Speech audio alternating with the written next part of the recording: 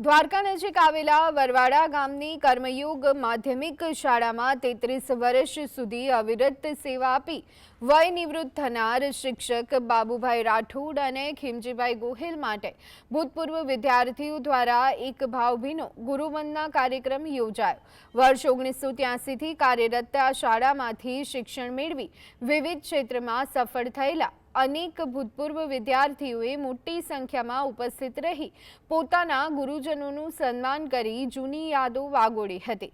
તો આ પ્રસંગે નિવૃત્ત શિક્ષક વિદ્યાર્થીઓને વ્યસન મુક્તિ અને મોબાઈલનો મર્યાદિત ઉપયોગ કરવા માટે મહત્વપૂર્ણ સલાહ આપવામાં આવી હતી। દેશ વિદેશમાં સ્થાયી થયેલા શિષ્યોએ ઉપસ્થિત રહી અને પોતાના ગુરુઓ પ્રત્યે કૃતજ્ઞતા વ્યક્ત કરતા સમગ્ર માહોલ લાગણીસભર બની ગયો। ગુરુ અને શિષ્ય વચ્ચેના પવિત્ર અને અનોખા સંબંધને ઉજાગર કરતો આ સ્નેહ મિલન કાર્યક્રમ અત્યંત યાદગાર બની રહ્યો હતો।